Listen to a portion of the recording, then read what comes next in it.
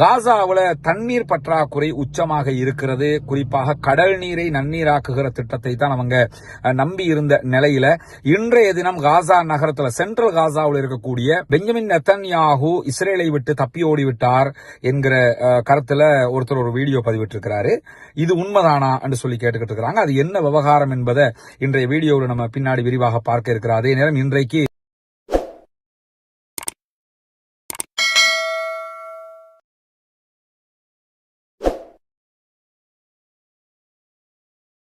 அஸ்ஸலாமு அலைக்கும் வரஹ்மத்துல்லாஹி வபரகாத்துஹு. பேரன்பிற்கினிய சகோதர சகோதரிகளே, நம் அனைவர் மீதும் ஏக இறைவனுடைய அமைதியும் கருணையும் உண்டாகட்டுமாக என்கிற உயரிய பிரார்த்தனைகளோடு காசாவிலே தொடர்ச்சியாக பாலஸ்தீனத்தின் மீதான இஸ்ரேலிய ஆக்கிரமிப்பு ஆரம்பிக்கப்பட்டு இதுவரைக்கும் 547வது நாளாக இன்றைய நாள் இருக்கிறது. இன்றைய நாளை பொறுத்தவரையில நம்முடைய வீடியோ நம்ம அவுட் ஆஃப் கலம்புல இருக்கிற காரணத்தினால, குறிப்பாக கிழக்கு மாகாணத்தில் நமக்கு தெரியும் பொத்துவில் பகுதிகளில் இந்த வீடமைப்பு திட்டம் நம்ம நடைமுறைப்படுத்துறதுனால அது தொடர்பான செயல்பாடுகளை என்ன நடக்குதுங்கிற அந்த விவகாரங்களை பார்க்கறதுக்காக நம்ம வந்திருக்கிற காரணத்தினால இன்றைய வீடியோ இந்த வடிவத்தில் தான் தர முடிகிறது. கொஞ்சம் இன்றைக்கு மாத்திரம் இதை பொறுத்து கொள்ளுமாறு ஆரம்பமாகவே கேட்டுக்கொண்டு, 547வது நாளாகவும் காசாவிலே என்னவெல்லாம் நடக்கிறது என்கிற செய்திகளை தான் இன்னைக்கு நம்ம பார்க்க இருக்கிறோம். குறிப்பாக காசா மீதான தாக்குதல்கள்ல கடந்த 24 மணி நேரத்துக்குள்ளாக 67 அப்பாவிகள் கொல்லப்பட்டிருக்கிறார்கள், ஷஹீதாகி இருக்கிறார்கள் என்கிற செய்திகள் வெளியாகி இருக்கிறது.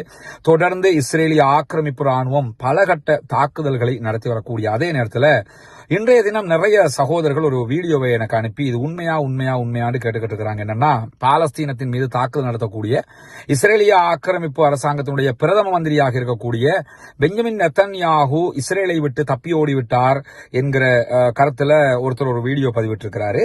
இது உண்மைதானா என்று சொல்லி கேட்டுக்கிட்டு இருக்கிறாங்க. அது என்ன விவகாரம் என்பதை இன்றைய வீடியோவில் நம்ம பின்னாடி விரிவாக பார்க்க இருக்கிறோம். அதே நேரம் இன்றைக்கு ஒரு வாரத்துக்குள்ளாக, கடந்த ஒரு வாரங்களுக்குள்ளாக மாத்திரம் 1,42,000 பேர் நார்த் காசாவிலிருந்து மீண்டும் அகதிகளாக வெளியேறி இருக்கிறார்கள் என்கிற செய்திகள் வெளியாகி இருக்கிறது.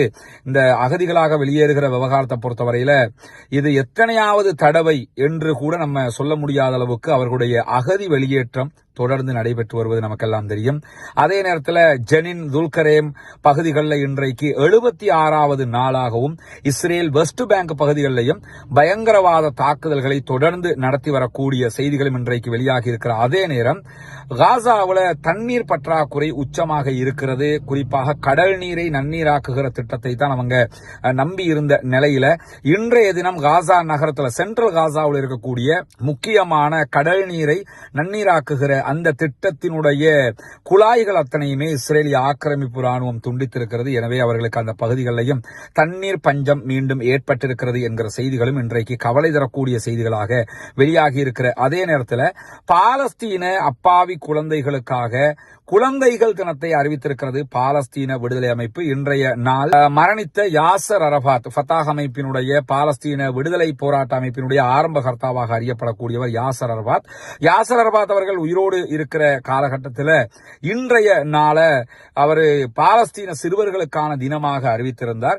அதே அடிப்படையில் இன்றைக்கு பாலஸ்தீன விடுதலை அமைப்பும் இன்றைய நாள் பாலஸ்தீன சிறுவர்களுக்கான நாள் என்று சொல்லி அறிவித்திருக்கிறார்கள் என்கிற செய்திகள் வெளியாகி இருக்கிறது.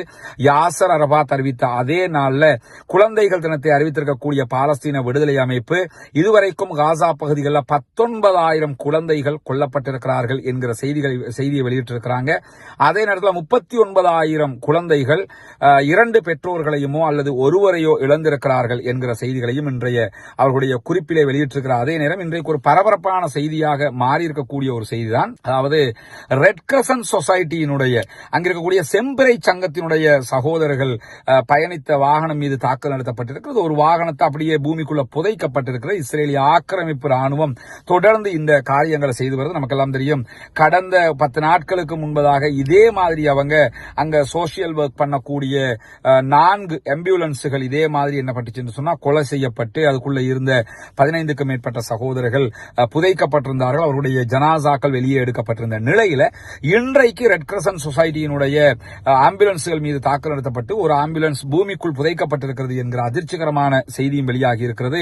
அதை இன்றைக்கு பாலஸ்தீன விடுதலை அமைப்பு சர்வதேசத்தின் கவனத்திற்கு கொண்டு வந்திருக்கிறது. சர்வதேச நாடுகள் தலையிடுங்கள், எப்படியாவது எங்களுடைய மக்களை மீட்டெடுங்கள், எங்களுடைய மக்களுக்கு பாதுகாப்பு தாருங்கள் என்கிற கோரிக்கைகளையும் அவர்கள் விடுத்திருக்கிறார். அதே நேரம் நாங்கள் தொடர்ந்து சமாதானத்தை கடைபிடிக்க விரும்புகிறோம், எவ்விதத்திலும் நாங்கள் யுத்தத்திற்கு வருவதற்கு விரும்பவில்லை. ஆனால் தொடர்ந்து இஸ்ரேல் எங்களை யுத்தத்திற்கு வம்பிழுத்துக் கொண்டே இருக்கிறது, நாங்களும் பொறுமை காத்து வருகிறோம், பொறுமை எல்லை மீறிவிடக் கூடாது என்கிற கருத்துப்பட இன்றைக்கு அவர்கள் ஒரு அறிக்கை வெளியிட்டிருக்கிறார்கள். தொடர்ந்து பாலஸ்தீன விடுதலை அமைப்பு அமைதி காத்து வரக்கூடிய செய்திகளை நம்ம பார்த்து வர்றோம். ஆனாலும் அவ்வப்போது பாலஸ்தீன விடுதலை அமைப்பினுடைய துணை ராணுவ குழு தாக்குதல்களையும் நடத்தி வருகிறது. இன்றைய தினம் எவ்விதமான தாக்குதல்களும் இஸ்ரேல் மீது பதிவு செய்யப்படாத நிலையில தான் இன்றைக்கு இந்த செம்பரை சங்கத்தினுடைய சகோதரர்கள் கொல்லப்பட்டிருக்கிறார்கள் என்கிற செய்தி வெளியாகி இருக்கக்கூடிய நேரத்தில் தான் பல செய்திகள் இந்த காசா இஸ்ரேல் வார் தொடர்பாக நிறைய பொய்யான செய்திகள் பரவுகிறது. நீங்க பார்க்க முடியும். என்னன்னா, சில பேரு காசாவை பத்தி எதையாவது ஒன்றை சொல்லி அதுல நம்ம வியூவர்ஸை அதிகரிச்சு கொள்வோம், ஒன்றோ பிழையாக சொல்லுவது, இஸ்ரேல் வீரம் மாதிரி காட்டி பாலஸ்தீனத்தை வேறு விதமாக காட்டுறது, இல்லனா பாலஸ்தீன மக்கள் எப்படி தெரியுமாடா என்று சொல்லி அதை ஒரு செய்தியாக நடப்பதை சொன்னால் அது சரியானது. இப்ப நம்ம இந்த காசா விவகாரம் பேசுறதுக்கு வெளிக்கிட்டது எதுக்குன்னு சொன்னா, இது நடக்கிறத கரெக்டா சொல்லணும் அப்படிங்கிறதுக்காக. இந்த காலகட்டத்தில் நீங்க பாத்தீங்கன்னா பாலஸ்தீன விடுதலை அமைப்பு தாக்குதல்களை அறவே குறைத்திருக்கிறார்கள். அவங்க உச்சமாக தாக்குதல் நடத்திய காலங்கள் சீஸ்ஃபயருக்கு முன்னாடி, சீஸ்ஃபயருக்கு பிறகு அவருடைய தாக்குதல்கள் மிக மிக குறைவாக இருக்கிற போது இன்னைக்கு அடிச்சாங்க முறிச்சாங்க பாத்தியலா அப்படி சொல்ல முடியாது. அடிச்சிருந்தாங்க என்று சொல்ல முடியும். ஒரு கப்பலுக்கு ஹூதிகள் அட்டாக் பண்ணினாங்கன்னா அட்டாக் பண்ணினாங்க இப்படி சொல்ல முடியும். நடக்காததை நம்ம வியூவர்ஸுக்காக என்ன பண்ணக்கூடாதுன்னு சொன்னா மெருகேற்றி விட கூடாது என்பதில் நம்ம ரொம்ப கவனமாக இருக்கிறோம். நம்ம வீடியோ பார்க்கக்கூடிய மக்கள் தொடர்ந்து இதை பார்க்கறதுக்கான காரணமே உண்மை செய்தியை அறிந்து கொள்வதற்காக. அந்த அடிப்படையில் நீங்க பாத்தீங்கன்னு சொன்னா நிறைய சகோதரர்கள் பரப்பக்கூடிய ஒரு செய்தியாக எது மாறி இருக்குன்னா, இஸ்ரேலிய பிரதமர் பெஞ்சமின் நெத்தன்யாகு நாட்டை விட்டு தப்பி ஓடிட்டாரு அப்படிங்கிற செய்தி. இது ஒரு பொய்யான செய்தி. இந்த மாதிரியான ஆட்களுடைய சேனல்களை முதல்ல என்ன செய்யணும்னு கேட்டா, இந்த மாதிரி செய்தியை பரப்புறவங்கள புறக்கணிக்கணும். நம்ம ஏன்னு கேட்டா, அப்பாவி மக்கள் கொல்லப்பட்டு கொண்டிருக்கும் போது அந்த செய்திகளை நம்பி பார்க்க வர்ற மக்களை ஏமாற்றி விடக்கூடாது.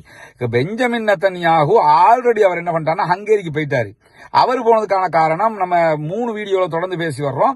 சர்வதேச விதிமுறைகளை மீறி ஐசிசி அரெஸ்ட் வாரண்ட் இருக்கிற நிலையில ஹங்கேரி என்ன பண்ணிட்டாங்கன்னா, நாங்க அரெஸ்ட் வாரண்ட் எல்லாம் கணக்கில் எடுக்க மாட்டோம், ஐசிசியை விட்டு வெளியே போறோம் பலவந்தமாக அறிவிச்சு போட்டு என்ன பண்ணிட்டாங்க சொன்னா, பெஞ்சமின் நெத்தன்யாகுவை அழைத்து அவருக்கு பெரிய வரவேற்பு எல்லாம் கொடுத்து அது ஒரு அகோரமான செய்தியாக தொடர்ந்து நம்ம பார்க்கிற அளவுக்கு அவங்க என்ன பண்றாங்கன்னா இந்த செய்தியை நடைமுறைப்படுத்தி கொண்டிருக்கிறாங்க. ஹங்கேரி ஐசிசியில இருந்து வெளியே போயிட்டாங்க. ஐசிசி மிக கடுமையான அறிக்கைகளை எல்லாம் தொடர்ந்து வெளியிட்டுக் கொண்டு வருகிறார்கள். இந்த நிலையில பெஞ்சமின் நெத்தன்யாகு நாட்டை விட்டு ஓடிட்டாரு. அவர் நாட்டை விட்டு எல்லாம் ஓடல. அவர் அபிஷியலாகத்தான் என்ன பண்ணிருக்காருன்னா ஹங்கேரிக்கான அபிஷியல் விசிட். இன்னைக்கு இந்திய பிரதமர் நரேந்திர மோடி ஸ்ரீலங்கா வந்திருக்காரா இல்லையா? எப்படி வந்திருக்கிறாரு? தப்பி ஓடி வந்துட்டாரா?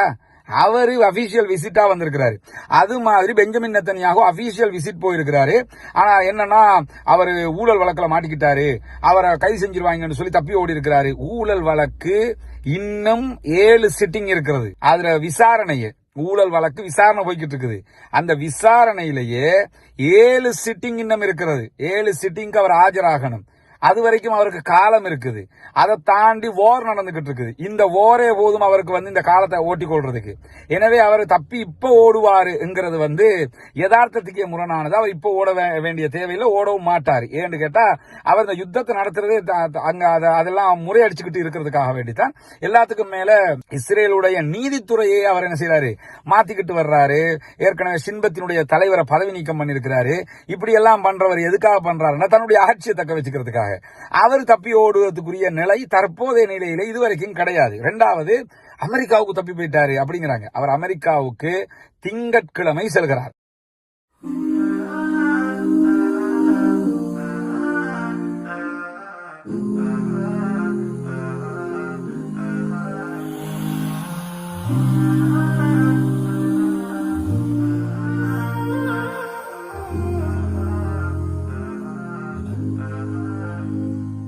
அஸ்ஸலாமு அலைக்கும் வரஹ்மத்துல்லாஹி வபரகாத்துஹு. அன்பிற்கினிய சகோதர சகோதரிகளே, நம் அனைவர் மீதும் ஏக இறைவனுடைய அமைதியும் கருணையும் உண்டாகட்டுமாக என்கிற பிரார்த்தனைகளோடு நமக்கு தெரியும், கடந்த ரமலானுடைய மாதத்துல நம்ம தொடர்ந்து பொத்துவில் பகுதிகளில், இது சர்வோதயபுரம் ஹிஜ்ரா நகருங்கிற பகுதி, இங்க புனிதமிக்க இஸ்லாமிய மார்க்கத்தை வாழ்க்கை நெறியாக ஏற்றுக்கொண்ட 14 குடும்பங்களுக்கான வீடு கட்டுகிற ஒரு திட்டத்தை நம்ம அறிவிச்சிருந்தோம்.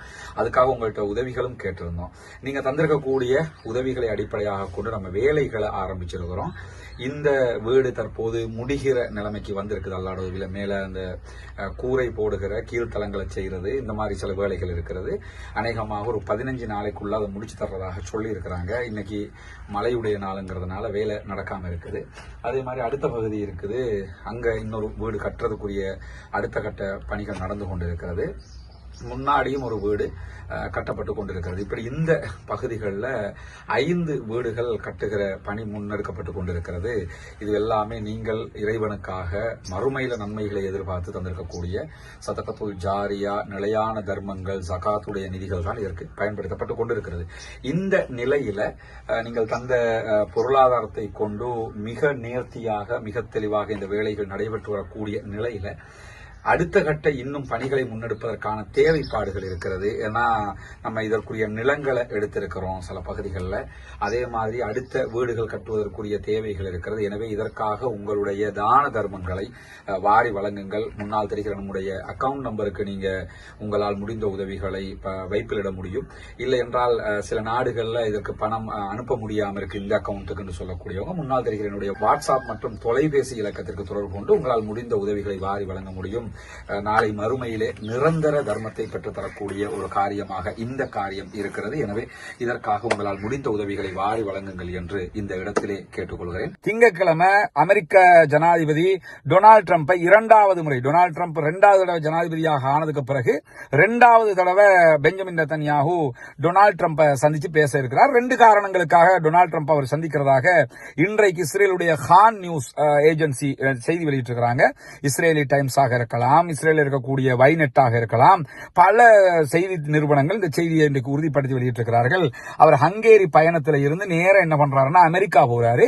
அமெரிக்கா போய் அவர் கலந்துரையாட இருக்கிற மிக முக்கியமான விவகாரம் என்னன்னு சொன்னா, முதலாவது விவகாரம் என்ன பேசுறாருன்னா, ஆயுத இறக்குமதி சம்பந்தமாக அவங்களுக்கு ஆயுதம், வெப்பன் நிறைய தேவைப்படுது, அதை டொனால்டு டிரம்ப் தரணுங்கிறத பேச இருக்கிறார். ஈரானுடனான முருகல் நிலை தொடர்பாக பேச இருக்கிறார் என்று இன்றைக்கு இஸ்ரேலுடைய நியூஸ் ஏஜென்சிகள் செய்தி வெளியிட்டிருக்கிறார். அதே நேரத்தில் இஸ்ரேல் மேலேயே டொனால்டு டிரம்ப் 17% வரிகளை விதிச்சிருக்கிறாரு. நமக்கு தெரியும், சர்வதேச அளவில் எல்லா நாடுகளுக்கும் வரி விதிச்சிருக்கிறாரு. இன்னும் சொல்ல போனா அந்தார்டிக் கண்டத்தில் இருக்கக்கூடிய 2 தீவுகள், அந்த தீவுகளை மனுஷனே வாழ்றதில்ல, அந்த தீவுகளுக்கும் 10% வரி விதிச்சிருக்கிறாரு.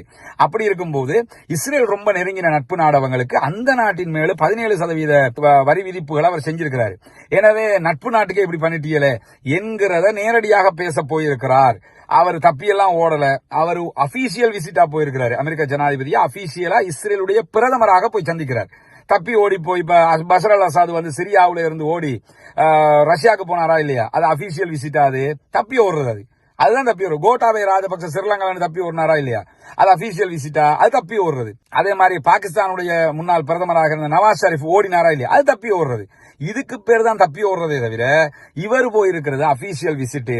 இதுல அடிப்படை கூட தெரியாம தப்பி ஓடி விட்டார் பாத்தியலான்னு சொல்லி இதை போட்டு மக்களை குழப்பி தங்களுடைய வீவர்ஸுக்காக இந்த மாதிரியான காரியங்களை செய்கிறவர்களை நம்ம நம்பி அடுத்த செய்தியில பார்க்க முடியுமா? அப்படி நம்பி நம்ம அந்த அப்பாவி மக்கள் கொல்லப்பட்டுக்கிட்டு இருக்கிறாங்க, அவங்க பத்தி ஏதாவது உண்மை செய்தி வருதான்னு சொல்லித்தானே பாக்குறோம். அப்படி இருக்கும்போது ஏன் இப்படியான பொய் செய்திகளை, இன்னும் சொல்ல போனா இஸ்ரேலிய பிரதமர் பெஞ்சமின் நெதன்யாஹூ எஸ்கேப் ஆயிட்டாரா என்று சொல்லி என்னடா இவங்க சொல்றாங்க என்று சொல்லி தேடி பார்த்தா 2013 இப்படி ஒரு செய்தியை போட்டுக்கிறாங்க. அதே மாதிரி 2023 இப்படி ஒரு செய்தி வந்திருக்கிறது. அது சும்மா இருக்கிற நியூஸ், சும்மா வெப்சைட் நடத்துறவங்க எஸ்கேப் ஆயிட்டாரு அப்படின்னு சொல்லி எழுதுவாங்க. இது காலாகாலமாக இப்படி எழுதப்பட்டு வருகிற ஒன்றே தவிர அவர் இந்த தர எஸ்கேப் ஆயிட்டாருன்னா எஸ்கேப் ஆயிட்டாருன்னு சொல்ல போறோம். இந்த வாட்டி அவர் அமெரிக்காவுக்கு திங்கட்கிழமை ஹங்கேரியில இருந்து திங்கட்கிழமை அவர் அமெரிக்க ஜனாதிபதி டொனால்டு டிரம்பை நேரடியாக சந்தித்து நான் மேலே கூறிய அடிப்படையில் அந்த பேச்சுவார்த்தைகளை நடத்துவதற்கு போராடி தவிர அவர் இஸ்ரேலை விட்டு தப்பி போகல. இப்படியான செய்திகளை பரப்பி பாலஸ்தீன அப்பாவி மக்கள் பற்றிய உண்மை செய்திகளை அறிய நினைக்கிற மக்களை தவறான வழிக்கு திசை திருப்பிவிடக் கூடாது. அது பாத்தீங்கன்னு சொல்லி சொன்னா, இந்த ஈரான் அந்த 7 ராக்கெட் அடிச்சுட்டான், இத்தனை அடிச்சுட்டான்னு சொல்லி இப்படி ஒன்று உலகத்துல நடந்தா எத்தனை நியூஸ் போடுவான்? சாதாரணமா பிபிசி விட்டுருவானா பெஞ்சமின் நெதன்யாஹூ தப்பி ஓடிட்டாருன்னா? ஸ்ரீலங்கால இருக்கக்கூடிய பத்திரிகைகள் செய்திகள் கூட விட்டுருவாங்களா? இந்தியாவில் இருக்க இந்த தந்தி மந்தி இந்த தொலைக்காட்சியெல்லாம் விட்டுருவாங்க. பிரேக்கிங் நியூஸ் ஆகிட்டு இருக்க மாட்டான். எவனும் ஒரு யூடியூபர் மட்டும்தான் அவன் சொல்லணுமா? எல்லாரும் பிரேக்கிங் நியூஸ் ஆக்குவானா இல்லையா? எனவே இது இந்த தங்களுடைய பேஜ ரீச் கூட்டிக்கிறதுக்கு தங்களுடைய இது மாதிரி ஆக்களை முதல்ல புறக்கணிங்க. ஏன்னா பச்சை பொய்ய சொல்லி இந்த அப்பாவி மக்களை வச்சு செய்யக்கூடாது.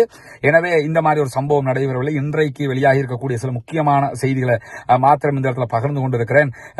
ஏன்னா அந்த வீடியோ நம்ம மிஸ் பண்ணிடக்கூடாது, தொடர்ந்து வெளியிடணும். நம்ம ஒவ்வொரு நாள் மக்கள் அதை எதிர்பார்க்கிறாங்க. அந்த அடிப்படையில் தான் இன்றைக்கு சிரமமான நிலையிலும் இந்த வீடியோ பதிவு செய்யப்பட்டு வெளியிடப்படுகிறது. பிரார்த்தனை செய்யுங்கள். நம்முடைய ப்ராஜெக்டும் வெற்றி பெறுவதற்கு பிரார்த்தனை பண்ணுங்க. எனவே பாலஸ்தீன மக்கள் வெற்றி பெற வேண்டும், பாலஸ்தீன மக்கள் சுதந்திரமடைய வேண்டும், பாலஸ்தீன மக்கள் நம்மை போன்று நிம்மதியானவர்களாக மாற வேண்டும், வாழ வேண்டும் என்கிற உயரிய பிரார்த்தனைகளோடு பாலஸ்தீன மக்களுக்காக ஜனநாயக ரீதியாக குரல் கொடுப்போமாக. வாஹிர் தஅவானா அல்ஹம்துலில்லாஹி ரப்பில் ஆலமீன்.